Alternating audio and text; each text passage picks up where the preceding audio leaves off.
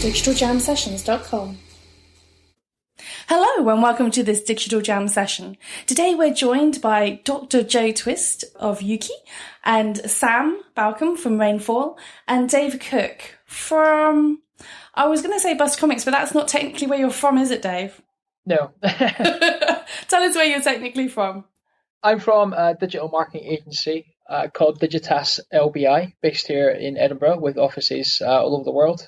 I also write comics as well. Wonderful. So I was going to say, tell us a little bit more about who you are and what you do. And you've kind of given us a start there, Dave. Is there anything else you would like to add to your resume, such as perhaps your comic?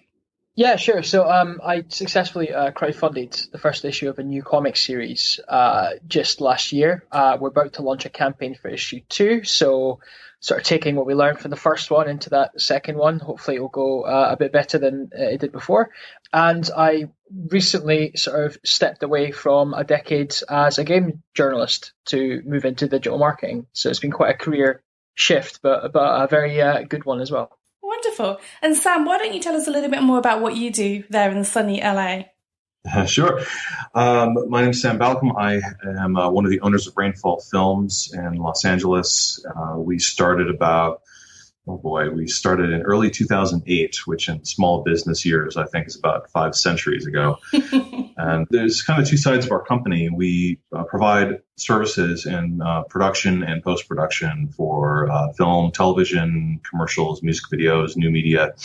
And the flip side of that is creating our own original content. So one side tends to balance out the other, and it is it's been kind of our business model for the last 7 years or so. We started with the kind of our first production was that Legend of Zelda trailer for IGN that was commissioned back in that was released back in 2008, and that after that getting tens of millions of hits, that was a nice way for us to kind of start our company, to get our name out there. And ever since then, we've just been having fun creating stuff that we enjoy, that we think other people would enjoy, and at the same time providing those professional services for others. Wonderful. And Joe, why don't you tell us all about what you do at Yuki? So Yuki is a trade body that represents the UK games companies and games industry as a whole. And we're here to sort of support, promote, and help develop the games industry so that we get the best ecosystem to make the UK the best place in the world to make and sell games. I sort of came to the role I've always been interested in interactive entertainment and interactive media. My PhD in the late 90s was about online communities and identity in young people. And I fell into journalism, into commissioning, commissioned games, commissioned all sorts of interactive projects. And now I'm here. And formerly of Channel 4, if I recall rightly. That's right, BBC and For My Sins, and then Channel 4. Indeed. So I'm curious. The conversation that I've had previously in some of the other sessions, we've talked around the notion of social audiences, but we haven't had quite as experienced an assemblage as we have today when it comes to the structure of social audience building. So I'm very curious to understand, and I'm going to start with you, Joe, because I think you probably have a very unique viewpoint on this, just from your particular perspective. But there's this definite shift in the way that people consider the use of social media platforms, the use of streaming platforms like YouTube, but also the use of crowdfunding as a way to validate audiences and prove that actually people do care about their content and that the content deserves to be made. And I wonder, from your perspective, what you think the next steps are in this evolution that we're seeing in terms of crowdfunding and the notion of crowdsourcing this content. Well, I guess, this kind of notion of crowdfunding and using the crowd and the collective intelligence isn't really new. It's just the way that it's mediated, the internet, that's kind of amplified it. And I mean, the Statue of Liberty, I think part of it was crowdfunded. This is sort of really interesting sort of ways that you use people when people really desire something and really love something. And I think the games industry has been quite interesting to watch because when I started doing my PhD, there weren't formal social networks and social media platforms as such. The internet was, or the web was, the social platform. And, it was really interesting to see how that evolved and how games were very early on social spaces that people liked inhabiting and shaping and creating. And I think this is sort of general sort of, loyalty that fans have to games that creates community. And community, in my experience across TV, multi-platform projects and games products have, and games themselves have the most loyal community, and game developers absolutely recognize that. And the power of the internet just enables that close relationship. And I think it's incredibly empowering for people. People feel ownership over culture, which is sometimes kind of mediated in ways that don't seem kind of reachable, or don't seem as if, you're in control of it, or it speaks for you. So I don't know about the next stage, but I certainly see within the games industry, community is everything around the content and around the game. And there's so many more examples that we can talk about later about, how that's actually coming out and how that's changing the nature of creation. It's interesting that you mentioned this notion of a sense of ownership, or a sense of almost intimacy, if you like, with gaming versus filmmaking. And I wonder, from your perspective, Sam, whether or not you view that sentiment to be true, because I do think there is a general perception that certainly games making and the nature of game is a little bit intimate in people's lives, whereas filmmaking is that thing that's a little bit more distant, it's a little bit more on a pedestal at a distance, that people can't necessarily reach or touch that intangible thing. I'm curious what your experience has been with that, Sam. Well, I mean, obviously with gaming, there's much more interaction. It's anything film, video is a passive thing. Someone watches, and it's not interactive in the traditional sense. And in approaching it as a career, even, I don't know, I think with the proliferation of independent game production, it seems so much more easy to be able to get into that and just download some software and start creating something. But yeah, it's weird. I think that going back to the subject of like crowdfunding and all that, I think people are more willing to fund and back a game than a film or a TV show or a web series or something like that, because they will get something interactive out of it, something they can contribute to, be a member of. And I think people have been burned so much by putting their belief in a film, television, web, video production that they're just very hesitant to fund that. I'm gonna intersect here, Sam, because I wanna kind of raise this one, which is a long time ago. It feels like many moons ago now. There was this little project called Ankanar, and there was this relationship that you had with your community that was very unique at the time, that actually reflected a very similar type of relationship that a developer has with its gaming audience. And you had that with your fan audience, if you like. And for the context of those who are listening and who don't know, Ankanar was a feature film project that Sam and others had been developing for some time. And it was a fan project, ultimately. Correct me if I'm wrong here, Sam. And it was focused in and around the Lord of the Rings-esque kind of the Tolkien world, so to speak. But it really gained a fandom that was quite astounding for the fact that the film hadn't actually been made. You'd done the trailer, you'd put together your website, you'd done some of your development work, and you'd shared that process with the audience and had that open door communication with them. And at some points allowed them a certain degree of leeway in terms of helping guide perhaps what the poster might look like, or certain aspects of choices and decisions that you were open to having that conversation and conversing in a dialogue with the audience.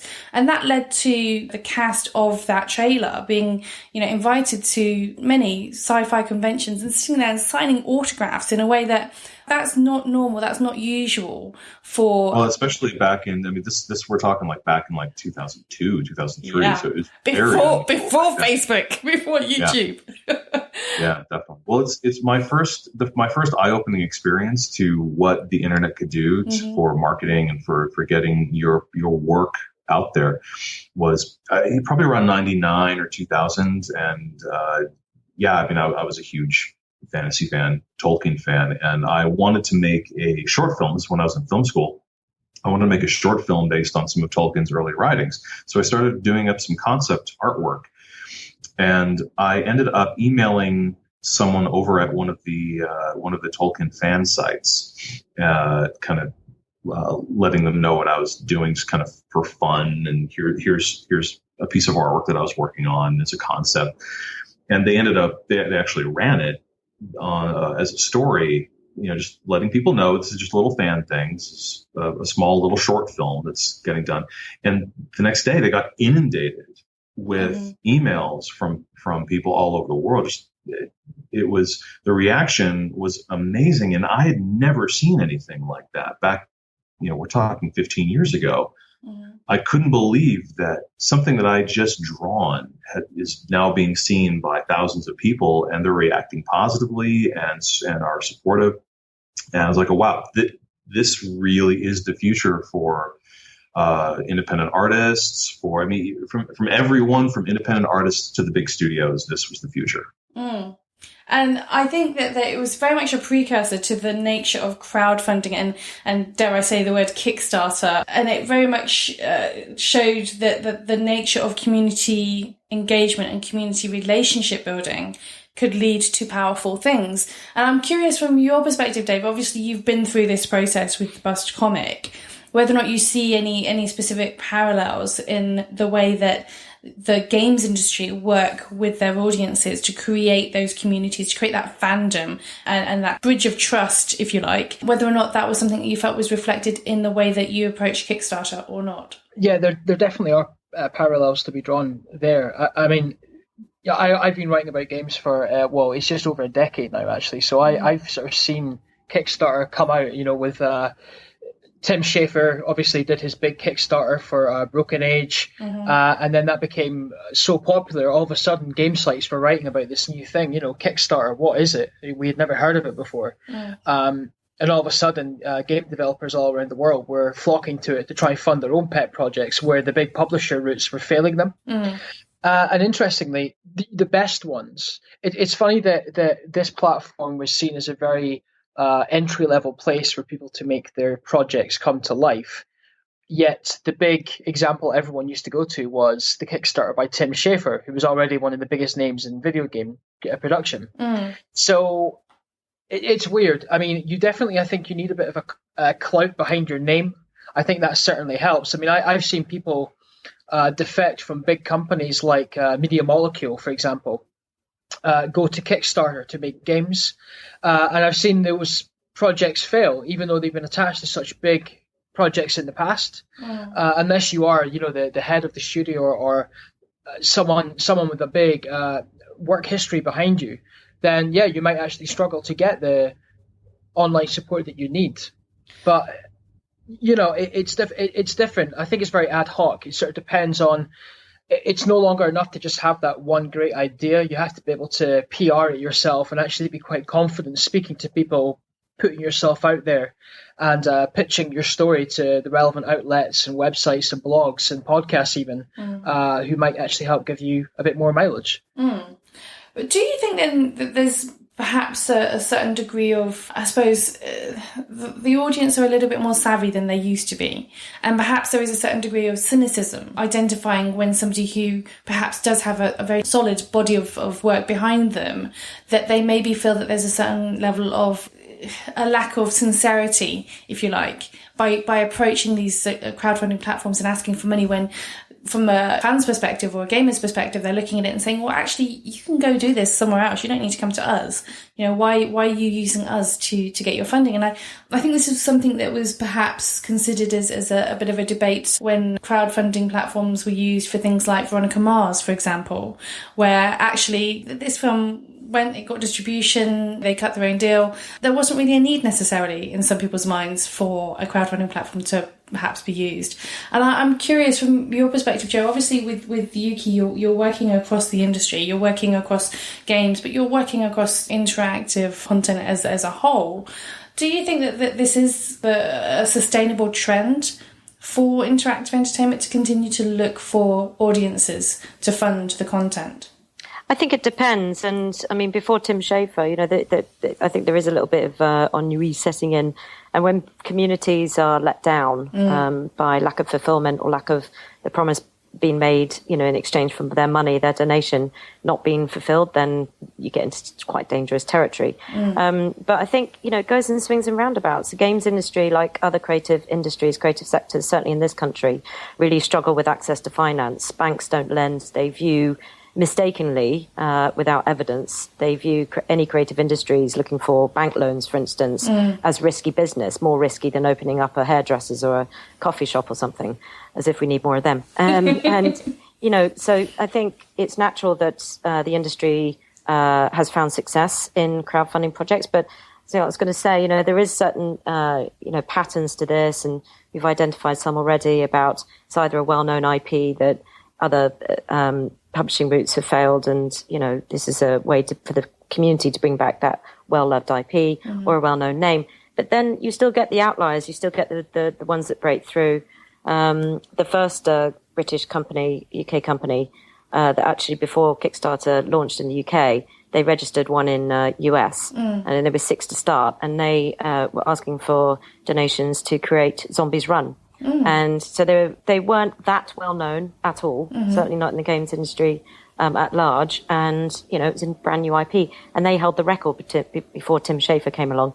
So, those things still do happen. And at the end of the day, it is about that content and the idea and the fulfillment and that trust that you're, entering into a social and financial contract in. But I think it's until we get that access to finance and access to capital fixed for games projects and companies, we're going to continue to see this kind of adoption of new financing routes. And that is happening across industries, as I said. The reform of financial institutions and ways of using technology for fintech, which is a term that I hate, but everyone uses it. Fintech. Game tech, fun tech, play tech, fintech. So, I think we're going to see more of this. Games industry has always been really adaptive and very agile in lots of ways. And, we do experiment with new business models all the time and new routes to audiences and new technologies, new platforms. Far more, I think we can afford to do that with the indie scene on the rise, more so than other traditional sectors. Interestingly, you bring up this notion that the games industry does generally tend to be quick to explore new technology, new innovation, and explore alternative routes to things. And that brings me to the nature of all of this new stuff that we're hearing about, all these wearables and all these new devices and headsets. We just keep on hearing about new headsets, whether it's Morpheus, whether it's Oculus Rift, whether it's HoloLens, whatever the new headset is.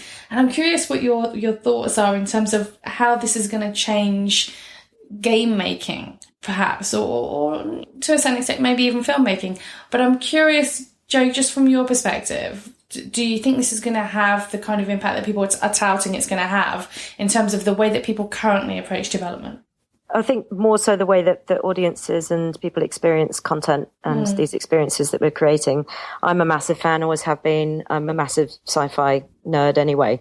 So I absolutely love near future sci-fi, and every one of my favorite visions of the future and everyone else's has this kind of technology. It's an inevitability. It's just about timing. And I think people get impatient. It didn't work in the 80s. It's been around. Things like virtual reality have been around for a very long time. But, the timing, it's all about timing at the end of the day. Whether the audience is ready, whether it's priced right, what the compelling experiences going to be created are. I think wearable technology, when I was a journalist in the early 2000s at BBC, I was a tech journalist. I love my jewelry and I love my weird stuff, and I just couldn't wait for, wearables to actually be a reality. And I've been waiting. I'm still waiting. So I'm a massive fan, and, we are moving towards a sensor-driven society everywhere. Everything will have, sensors, and our surfaces will completely transform, and the way that we actually interact with our things that we wear on ourselves will transform as well, and are slowly. But at the end of the day, for me, it is about the content that's been created, and I don't think we should rush to condemn, VR is going to be a failure or augmented reality is going to be a failure. It is about the timing and getting that right, and we have to fail before we succeed. Indeed. So just from a filmmaker's perspective, Sam, because obviously you are getting to toy around with a lot of visual effects and play around with creating these special effects for a whole array of different types of content. What do you think is the significant shift that's going to happen here with things like AR, VR, wearables, etc.? What kind of impact do you think that's going to have on VFX, I suppose? Yeah, well, I'm excited. I'm really excited to see where it goes. I do think that it feels to me like we're at the point where it is kind of a stepping stone, like with Oculus, Morpheus. it's a stepping stone to something greater, and I think there's a really, really bright future for it. And I agree with Joe. It's not something we should condemn immediately if it's not an immediate success. I did about a year or so ago. I had the opportunity to go into one of the big 360-degree theaters here in LA. I was invited down, and I got to render some tests beforehand before going in there. And it's all 360 projectors, and it's all the curvature of the screen and the way you kind of calculate all that does it in a way where it really is a beautifully immersive experience. Amazing, like Dolby Atmos sound, the whole thing.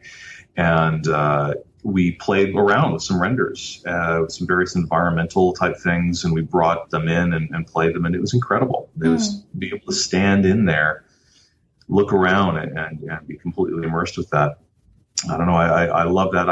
I hope that we get to a point where whether it's 3D projection or whatever, it's more like that, so we don't have to be encumbered by goggles or something like that. So you're looking for the holodeck future.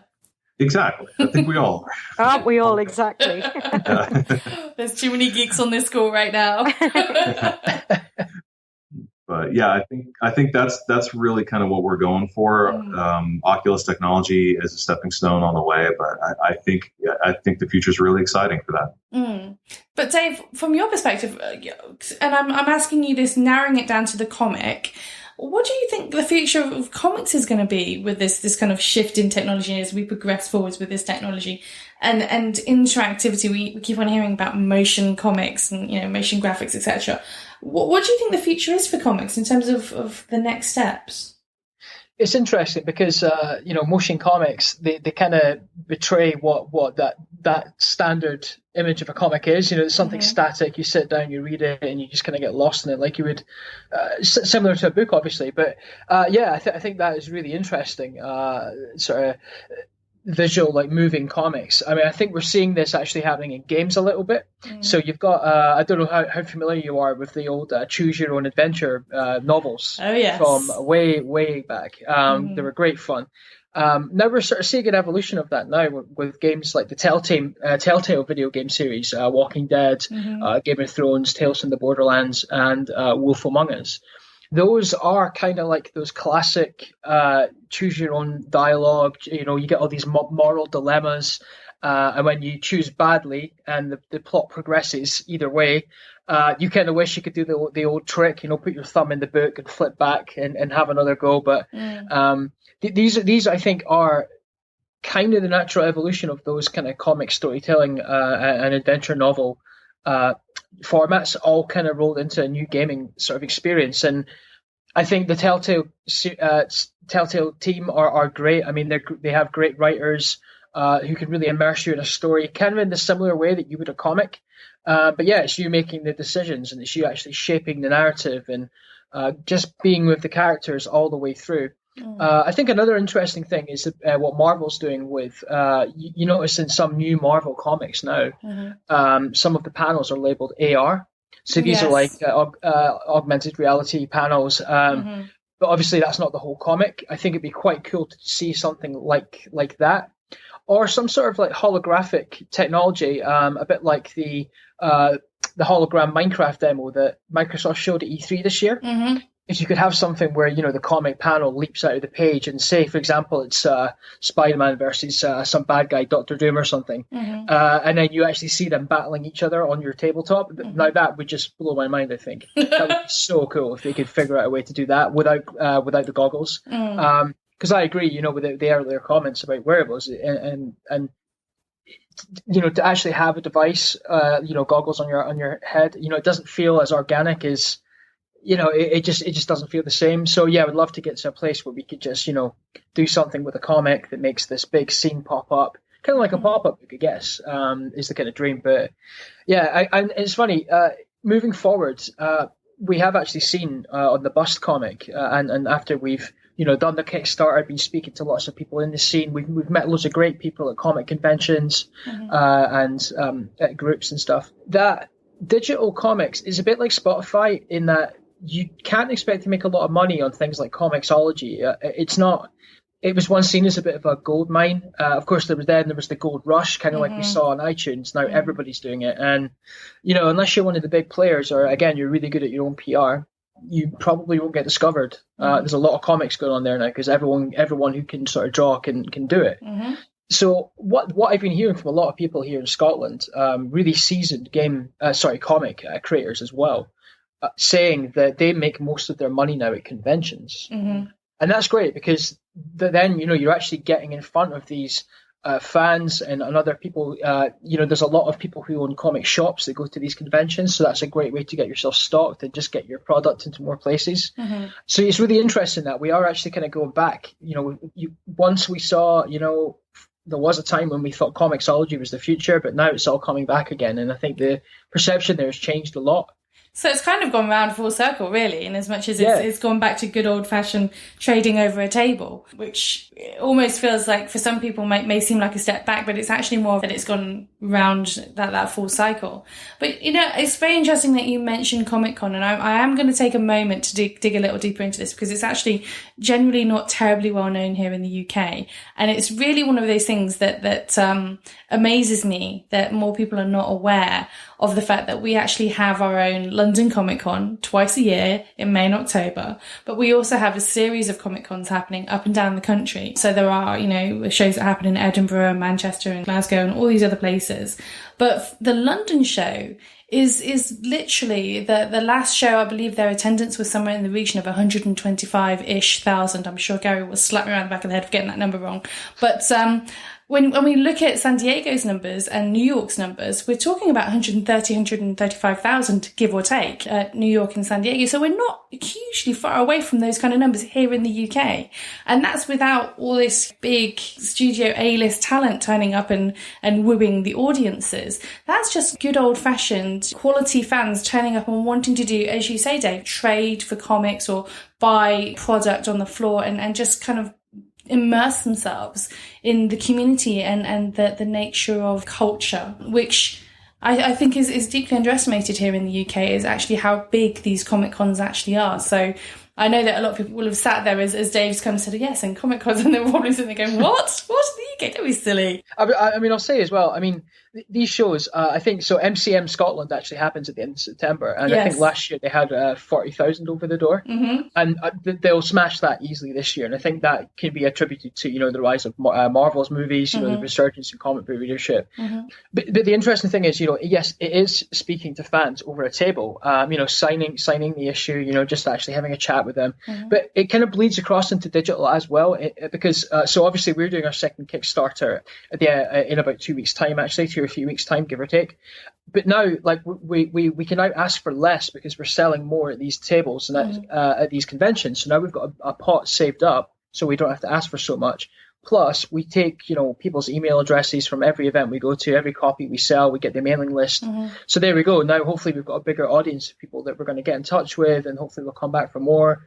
And it just perpetuates from there. So, and we did, aside from Kickstarter, we haven't done too much of a social media push or anything like that. It really has been sort of, boots on the ground, actually speaking with people. It's just an interesting way that they do it now.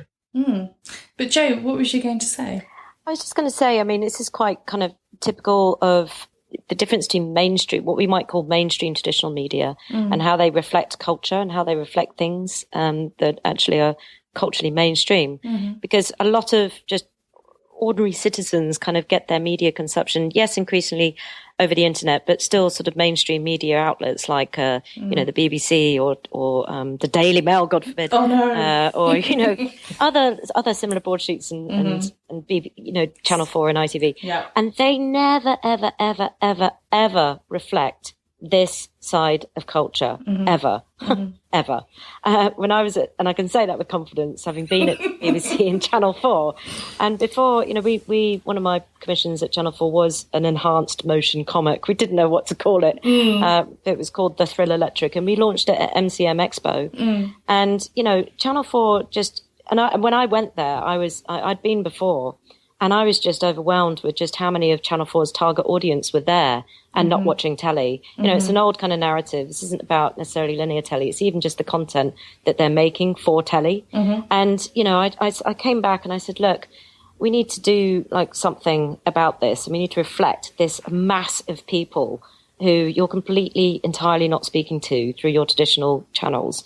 And, you know, let's do a documentary that follows 5 cosplayers throughout a year. They're teenagers and they go through all the tournaments, and it's all about how they are making the culture, making their costumes, being part of this culture, and what drives them. You know, and they weren't interested. And it just astounded me. But it's not unusual that mainstream media doesn't seem to want to reflect these movements and this kind of expression of culture. Which is ironic, given that we now live in a modern society where people are outnumbered by the volume of screens in their life. You know, there are more screens per person in the world. And with those screens, we are accessing this culture, this stuff that actually isn't necessarily considered as mainstream. And I think that does have a large part to do with why geekdom and sci-fi and all those things that maybe a decade ago might have been considered as a little bit too nerdy to actually come out of the closet and say, I'm a nerd or I'm a geek. But now we're seeing, even if we look at what we see happening in the mainstream theatres, a lot of the content there is sci-fi. A lot of this content is comic book driven or sci-fi driven or not factual or drama driven anymore. And it's not necessarily something to be as ashamed of as we might once have been as a society. But it is still one of those things that, as you're rightly saying, Joe, mainstream media does tend to almost depict it like a shock when they discover that this stuff exists. Or with a sort of patronising, sort of jokey air, like, look at those funny people. Exactly. You know, like, this is your audience. Treat them with respect, you know. Yes. But on that note, what I will ask you is this. Given what we as individuals are working with and what we know within our industries, I'm curious to hear from each of you what you think the future is for your industry. What do you think is going to be that significant cultural shift or technological shift or just, you know, something ultimately that you think will happen in the next maybe 5 to 10 years that's going to fundamentally change the landscape for you? And I'm going to start with you, Sam. What do you think that could be? Well, I think it's really interesting hearing the side of kind of geekdom and the Comic-Con culture in the UK. 'Cause in America, it's funny. I was just thinking the other day, I had heard from a friend of mine who's in a small town in Vermont, and over the summer, their local news station did a whole segment on San Diego Comic-Con, even though it was other side of the country. And oddly enough, from what I heard, they actually did treat it with a modicum of respect. It wasn't the usual looking down their noses at it, which is interesting. And I've seen that subtle shift in America over the years, at least over my lifetime. It's interesting. And I think it's a lot of that is because people are recognizing that you don't have to love every geek property to be a geek. And I think that sometimes is a misconception. It's like, well, you can't call yourself a geek unless you don't like Star Wars and Star Trek and Doctor Who and everything. And it's like, no, you can love one tiny little thing and go to Comic-Con, go to any of these things, or have a talk with your friends, and you're still a geek. You're still part of that culture. Like, everyone loves different things. And I think I'd love to see that broaden even more, where it's just not looked down upon, and everyone realizes, yeah, hey, we're all geeks on something. I mean, and I think that the broadening of mainstream media, of social media, helps that. There's a lot that can be negative about it. You can have cliques form and seem very insular. But I don't know. I think the more, I use my mom as a litmus test sometimes. The mom test. I love it. Yeah, totally. It's like, I ask her, like, what's your opinion on movies nowadays, on video games and all that? And she has an informed opinion now. Like 10 years ago, that wasn't the case. But because of mainstream media, because of social media, because it just, she cruises around Reddit sometimes. She actually kind of knows what's going on, and that's great. And I think that is helping, and I think the technology as well is helping. And using my mom again as an example, she, like most of her life, was a big technophobe, and she did not not big on using computers and all of that. When I got her an iPad a few years ago for her birthday, and she's like a power user. She is like telling me how she's like, oh yeah, hang on, I've got that open in the 5th tab. Let me get over there. I'm going to share that with you. Like, wait, is this the same person who has trouble with email? Who has trouble bookmarking something on her desktop? And it's great because I think technology is evolving in that way where it is becoming more open to people. And I think overall, whether it's wearables, whether it's VR, I'm hoping that it opens this whole world and people's interests to where we kind of get rid of that stigma that it's more for the closed crowd. Okay, I like that. That's good. Dave, what's your thoughts on the question? I think I do like Sam's idea that things will become more open. I'm fully behind that. I'd like to see walls sort of torn down. I mean, I'm really not a fan of terms like girl gamer. That has always really irked me because we're all gamers. We all have apps on our phone. There is no such thing as a casual gamer versus a hardcore gamer anymore. I mean, you can sort of label people like that, but I really don't see the difference in my mind. We're all gamers, just as we are all now. I mean, there's people who probably have never even read a Marvel comic who's watched the Avengers or something like this. I'd like to see playing fields level off like that. I think another thing that's quite interesting is we use that example of Telltale kind of their games kind of being like interactive comics in a way. The comics turned into video games almost. Now, I would like to see more stuff like this happening. Transmedia has always been, well, not always, but it has You been. used the T word. Evil. It is. Joe, beat him up. I apologise. The Chinese use pan media. I quite like that. I can live with that. Transmedia, no. Okay. Go on, Dave. Well, that term I won't repeat then. No, I kind of. I think there's still something to be said for that. I think that Microsoft had this whole idea with Xbox One that it was going to be this, it was going to be a TV device first, and then it was going to be a game device, and then that obviously didn't work because they've kind of canned most of their projects. But do you know what? I still think there might be life in that idea on some level yet. I'm not quite sure what that is, but I'm all for using the gaming medium to do new things. I really think there might be something in there that we could do. I mean, especially with things like Microsoft's Holo technology. I really loved that Minecraft demo from E3. I thought it was just fantastic. You've been seduced by the demo. Yeah. I don't play Minecraft though. I'm probably one of the only people in the world that hasn't. No, I think I really like that aspect of it. I don't know what that looks like, but things like Oculus, we touched on that. I'd love to see that technology develop further. And unfortunately, at the moment, it gives me really bad motion sickness, so I can't experience it too much. But it's going to grow. And as we've said on this chat, it's going to fail before it gets better, and it will just keep on being iterated and get better and better. And also, I'm a big fan of the originals model. We're seeing now Netflix originals, Amazon Prime originals. I would like to see a model where something like that exists, and say so many times in a year, someone who's made an independent production, say on YouTube or something, they get their shot. They can actually be accepted onto one of these platforms, and actually, if the project's strong enough, maybe they could make something regular out of it. We saw this recently. In fact, it was this year. A company made a series called Street Fighter: Assassin's Fist. This came out of a short that was on YouTube. Capcom actually saw it and saw it was quite faithful to the characters that they created. And sometimes the reaction by game companies who see things like this are, sue them, shut them down, slap them with a copyright notice. But no, they did a really smart thing. They said, this is actually quite good. You get our IP. You actually know what makes this popular. And then it became a fully fledged series on Machinima, and you can actually get it on, I believe Netflix are actually running it as well. So that was great. That came from this one independent, really heartfelt project.